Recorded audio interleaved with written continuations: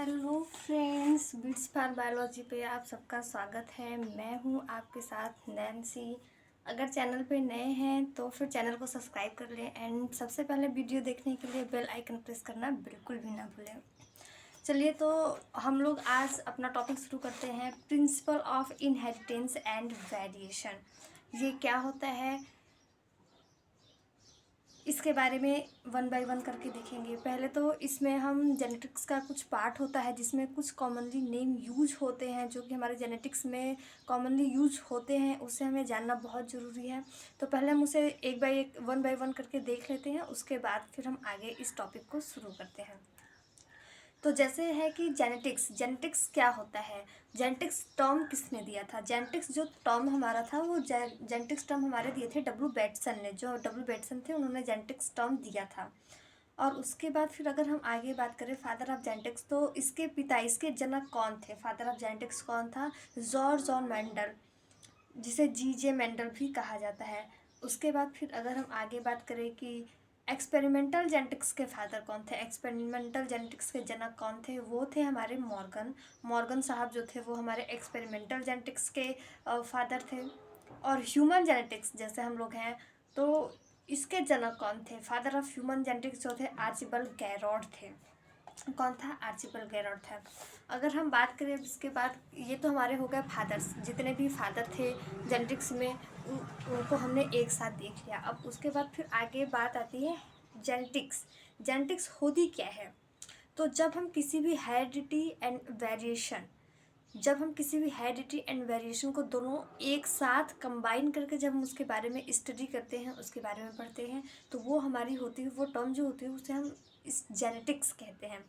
अब हम यहाँ देखते हैं कि हेरिडिटी क्या होती है। Heredity inheritance of character from one generation to another generation. जब कोई भी कैरेक्टर एक जनरेशन से दूसरी जनरेशन में पास आउट होता है उसे हम हेरिडिटी कहते हैं। जैसे कोई भी पेरेंट से कोई भी कैरेक्टर हमारे ऑफ स्प्रिंग में आया तो वो हमारा होता है, क्या होता है? हेरिडिटी होता है। जब कोई भी कैरेक्टर पेरेंट्स से ऑफ स्प्रिंग में, पेरेंट्स से उनके बच्चे में आता है तो वो जो होती है वो हेरिडिटी होती है, जो कि सेम चीज़ होती है। जो पेरेंट्स में होता है वही चीज़ बच्चे में आता है एज इट इज़, वो हमारी हेरिडिटी होती है, जिसमें कि कोई डिफरेंस नहीं होता है, कोई चेंजेस नहीं होते हैं, एक जनरेशन से दूसरे जनरेशन में आती है। और अगर हम वहीं बात करें वेरिएशन के नाम से ही समझ में आ रहा है कि कुछ डिफरेंस होगा। तो वेरिएशन क्या होता है? Difference among the member of same species on off spring of the same parent. उन्हीं का बच्चा है, उसी पेरेंट का बच्चा है, बस वो कैरेक्टर जो पेरेंट का कैरेक्टर होता है वो कैरेक्टर ऑफ स्प्रिंग में बच्चे में नहीं आता है, डिफरेंट होता है कुछ कैरेक्टर, उससे हम कहते हैं वेरिएशन। जो कैरेक्टर सेम आ गया पेरेंट से, एज इट इज़ पेरेंट से बच्चे में आया, वो तो हमारा होता है हेरिडिटी। एंड जो कैरेक्टर पेरेंट से बच्चे में नहीं आता है, कुछ कैरेक्टर्स डिफरेंट होते हैं, वो हमारा होता है वेरिएशन। अब इसमें हमारा कुछ छोटा छोटा टर्म्स आते हैं, पहले हम लोग उसे देख लेते हैं। तो फैक्टर एंड जीन, फैक्टर और जीन होता है क्या है? ये दोनों एक ही वर्ड है। तो ये जो टर्म था जीन जो टर्म था इसको दिए थे जोहानसन ने ये टर्म दिया था। अब इसको, ये जीन होता क्या है? ये मतलब आपका होता है unit of heredity responsible for inheritance and appearance character. Heredity का वो यूनिट होता है, हेरिडिटी जो हम लोग अभी बात किए हैं पहले, हेरिडिटी का वो यूनिट होता है जो कि रिस्पॉन्सिबल होता है किसी भी कैरेक्टर को एक्सप्रेस करने के लिए, कोई भी कैरेक्टर हो गया उसे दिखाने के लिए। ये हमारा होता है फैक्टर। एज इट इज़ अगर हम बात करें कि ये कैसा कैरेक्टर होता है, तो जैसे होता है कि मम्मी है और पापा है, मम्मी है तो ज़्यादा बोलती हैं, पापा है तो कम बोलते हैं। तो बच्चा क्या हुआ कि बच्चा भी अगर ज़्यादा बोल रहा है तो वो एज इट इज़ वो मम्मी को गया है। तो फिर इसमें क्या होता है कि वो कैरेक्टर को अपने एक्सप्रेस कर दिया। या कलर की बात कर ले, कलर अगर मदर का डार्क है या फादर का फेयर है, तो जो कैरेक्टर बच्चे में दिख रहा है, जो एपियर हो रही हैं, जो चीज़ें दिख रही हैं, उसे हम जीन या फैक्टर बोलते हैं। और सेकेंड वन की अगर हम बात करें तो एलील एंड एलिलोमार्फ, ये दोनों भी सेम टर्म है। इसको दिया था बेटसन ने। एलील क्या होता है, एलिलोमॉर्फ या क्या होता है, इसको हम लोग देखेंगे। Alternative form of a gene present on a same loci on a homologous chromosome. Gene जो होता है हमारा एक सेम क्रोमोसोम पे या सेम लोकाई पे अल्टरनेट एक दूसरे के अपोजिट जो प्रेजेंट होता है, उसे हम एलील कहते हैं। जैसे ये दोनों हमारे क्रोमोसोम हो गए, क्रोमोसोम में एक यहाँ जीन प्रेजेंट है, एक यहाँ जीन है, ये दोनों एक दूसरे के अल्टरनेट हो गए, एक दूसरे के अपोजिट हो गए, इसे हम कहते हैं एलील या एलिलोमॉर्फ। अब हम बात करते हैं होमोजाइगस एंड हेट्रोजाइगस। होमोजाइगस क्या होता है, हेट्रोजाइगस क्या होता है। तो होमोजाइगस हमारा होता है कि दो क्रोमोसोम हो गए, यहाँ दो जीन प्रेजेंट है। तो ये कुछ भी हो सकता है, कोई भी जीन हो सकता है, या तो फिर ये डोमिनेंट जीन हो सकता है, या तो रेसेसिव जीन हो सकता है। तो होमोजाइगस वो होता है जब दोनों सेम हो, दोनों कैरेक्टर सेम है। जैसे ये डोमिनेंट ट्रेट है, ये डोमिनेंट ट्रेट है, एंड दो क्रोमोसोम प्रेजेंट है, उस पर दो जीन प्रेजेंट है, और ये रेसेसिव टाइप का कोई जीन है। तो ये हमारा हो गया दोनों सेम हो, या तो दोनों डोमिनेंट हो या तो दोनों रेसेसिव हो, ये हमारा होता है होमोजाइगस। और आगे बात करते हैं हेट्रोजाइगस। हेट्रोजाइगस होता है वहीं दो क्रोमोसोम प्रेजेंट होते हैं, क्रोमोसोम पे दो जीन प्रेजेंट होते हैं, एक तो हमारा डोमिनेंट हो गया एंड एक हमारा रेसेसिव हो गया, ये दोनों यहाँ डिफरेंट हो गए, ये हमारा होता है हेट्रोजाइगस। क्या होता है, हेट्रोजाइगस। ये हमारा होमोजाइगस हो गया, ये हमारा हेट्रोजाइगस। होमोजाइगस में ये होता है जब दोनों ट्रेट सेम हो, या तो फिर वो डोमिनेंट ही हो या तो फिर वो रेसेसिव ही हो, जब दोनों सेम रहते हैं तो वो हमारा होता है होमोजाइगस डोमिनेंट। अगर वहीं हम हेट्रोजाइगस की बात करें तो हेट्रोजाइगस में दोनों डिफरेंट हो, दोनों डिफरेंट हो, वो हमारा होता है हेट्रोजाइगस। अगर हम बात करें तो होमोलोगस क्रोमोसोम की, तो होमोलोगस क्रोमोसोम क्या होता है, जब भी क्रोमोसोम कोई भी जाइगोटिक पेयर फॉर्म करता है, वो होता है होमोलोगस क्रोमोसोम।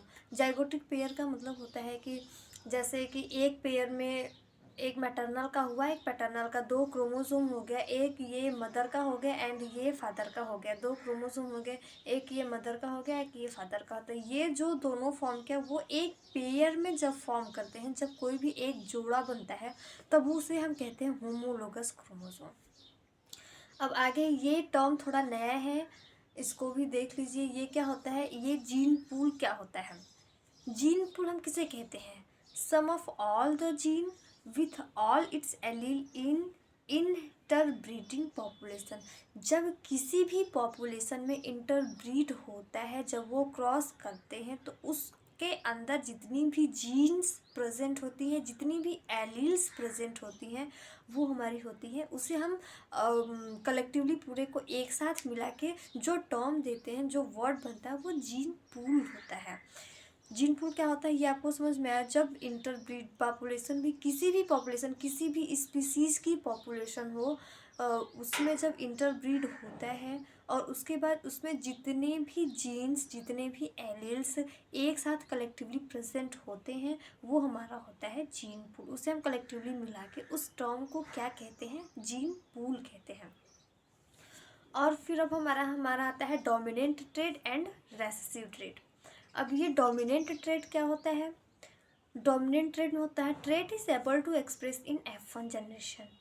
जो भी कोई ट्रेड हो, या जो भी कोई ट्रेड हो, अगर वो अपने आप को F1 जनरेशन में एक्सप्रेस कर रहा है, जैसे कि हम ले लेते हैं यहाँ पे एक रेड ले लेते हैं, यहाँ पे एक रेड ले लेते हैं,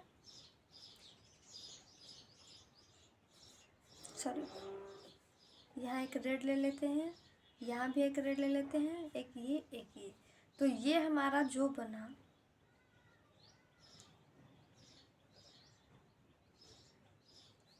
sorry sorry sorry sorry sorry, एक ये हो गया, एक ये हो गया, एक ये हो गया, एक ये हो गया।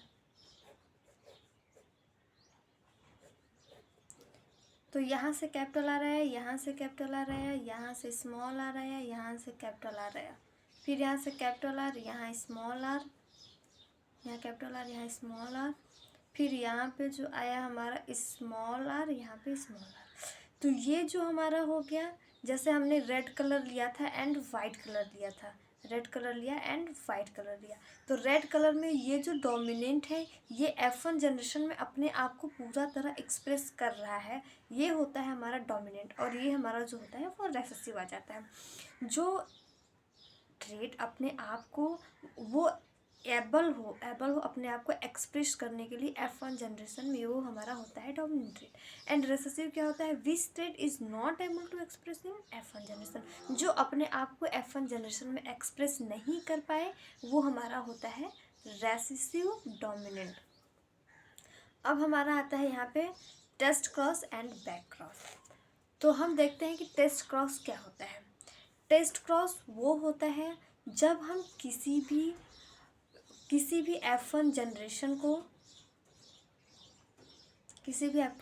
को हम रेसेसिव पेरेंट के साथ, जैसे कि हमने यहाँ क्रॉस कराया और हमें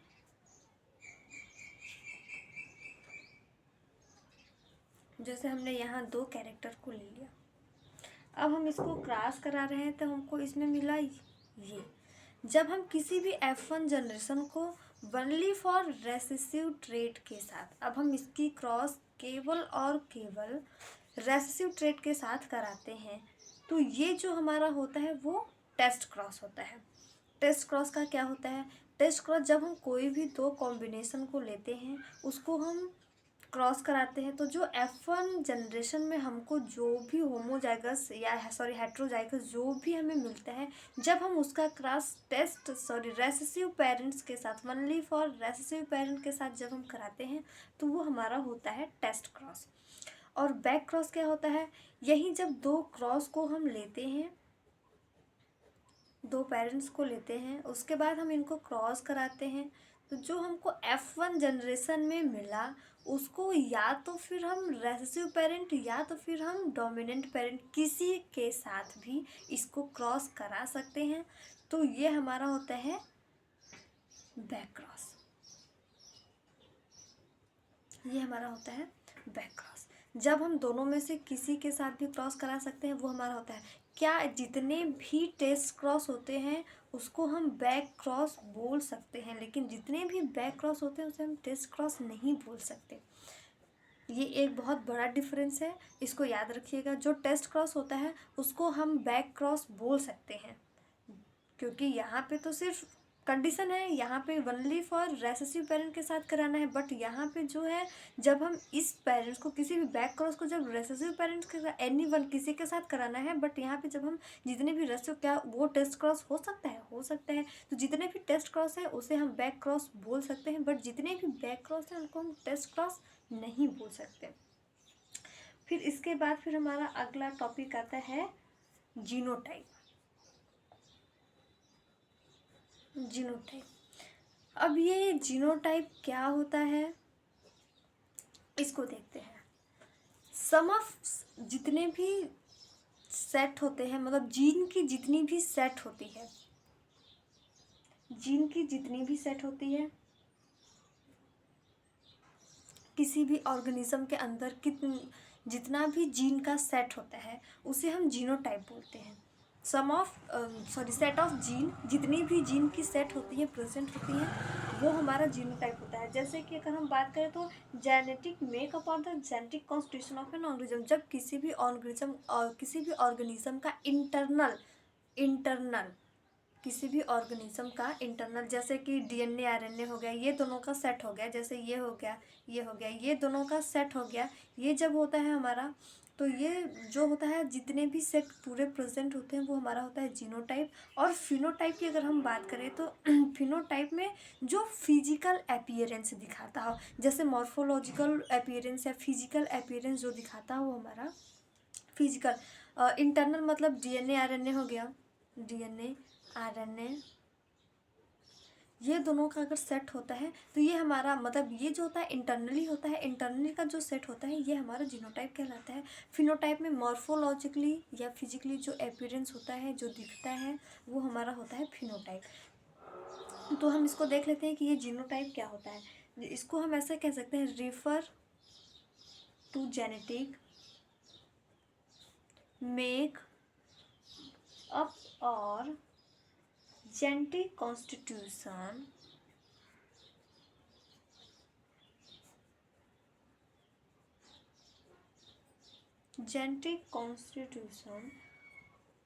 ऑफ एन ऑर्गेनिज्म। किसी भी ऑर्गेनिज्म का जो इंटरनली जो जेनेटिक पार्ट होता है अंदर का, उसको जब रिफ़र करता है तो वो हमारा जेनोटाइप होता है। एंड फिनोटाइप वो होता है जो मॉर्फोलॉजिकल करता है। तो इसको हम क्या बोल सकते हैं, refer to external feature. Internal हो गया, ये एक्सटर्नल हो गया, एक्सटर्नल फीचर और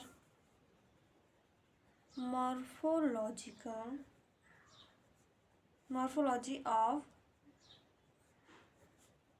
ऑर्गेनिज्म।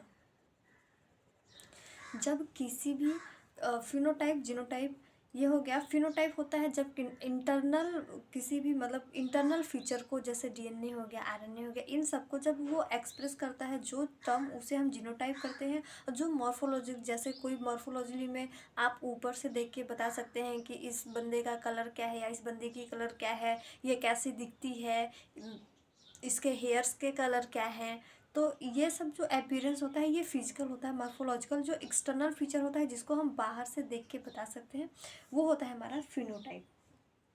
अब उसके बाद फिर मोनोहाइब्रिड और डाईहाइब्रिड। मोनोहाइब्रिड, डाईहाइब्रिड क्या होता है, हम इसको देख लेते हैं। तो मोनोहाइब्रिड होता है study of transmitted of one pair of contrasting character at a time. तो मोनोहाइब्रिड जब कोई भी कैरेक्टर होता है, जो कोई भी कैरेक्टर एक बार में, एक समय में एक कैरेक्टर को केवल ट्रांसमिट करता है, वो हमारा होता है मोनोहाइब्रिड। और डाईहाइब्रिड हमारा होता है जब एक बार में एक से ज़्यादा, एक दो कैरेक्टर को जब एक साथ एक टाइम पे ट्रांसमिट करता है, एक जनरेशन से दूसरी जनरेशन में ट्रांसमिट करता है, एक जनरेशन से दूसरी जनरेशन में ट्रांसमिट करता है, वो हमारा होता है डाईहाइब्रिड। तो मोनोहाइब्रिड की बात करें तो मोनोहाइब्रिड में होता है हमारा, जैसे कि प्लांट की हाइट ले लिए, तो प्लांट की हाइट ले लिए तो एक ही कैरेक्टर ऐसा है जो कि एक बार में एक टाइम पे ट्रांसमिट हो रहा है, वो हमारा मोनोहाइब्रिड होता है। जब दो कैरेक्टर होते हैं, जैसे दो कैरेक्टर में, जैसे पी ले लिए, पी, जैसे पी की सीड को ले लिया हमने, पी की सीड में सीड का, उसमें भी सीड का शेप ले लिया एंड सीड का कलर ले लिया। अब यहाँ प्लांट हाइट थी, तो प्लांट हाइट यहाँ एक ही कैरेक्टर था। अब यहाँ पी की सीड में दो ले लिया, एक शेप को ले लिया, एक कलर को ले लिया। तो जो शेप में एक तो राउंड हो जाएगा और दूसरा रिंकल हो जाएगा, और कलर में एक येलो हो जाएगा, एक ग्रीन हो जाएगा। तो यहाँ जो दो कैरेक्टर को हमने एक साथ लिया है, ये हमारा डाईहाइब्रिड हो गया। और मोनोहाइब्रिड हो गया जो एक कैरेक्टर को एक बार में एक कैरेक्टर को लिया है। दूसरा एक हमारा आता है पनिट स्क्वायर। पनिट स्क्वायर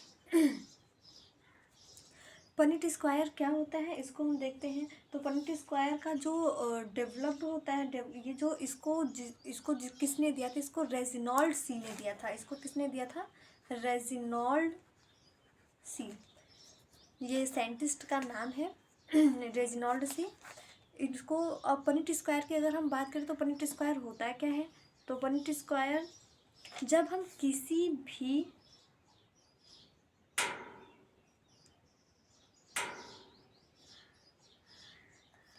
किसी भी जीनोटाइप को ग्राफिकली रिप्रेजेंट करते हैं, जब हम किसी भी जीनोटाइप को ग्राफिकली रिप्रेजेंट करते हैं, किसी भी जीनोटाइप के ऑफ स्प्रिंग को ग्राफिकली रिप्रेजेंट करते हैं, वो हमारा होता है पनिट स्क्वायर। तो इसको हम क्या बोल सकते हैं? Punnett is the graphically representation to find out the possible probability of genotype. Punnett is a graphically represented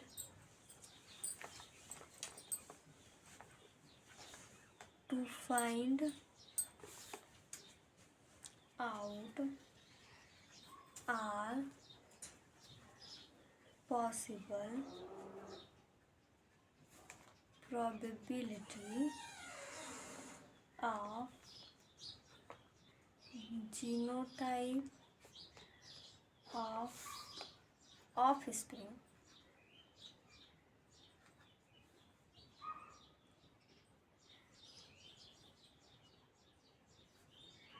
in a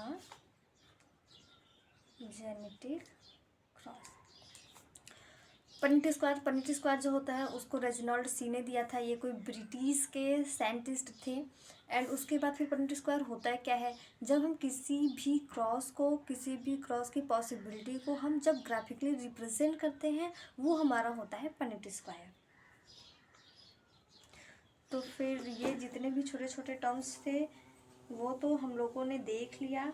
अब आगे हम लोग मेंडलिज्म को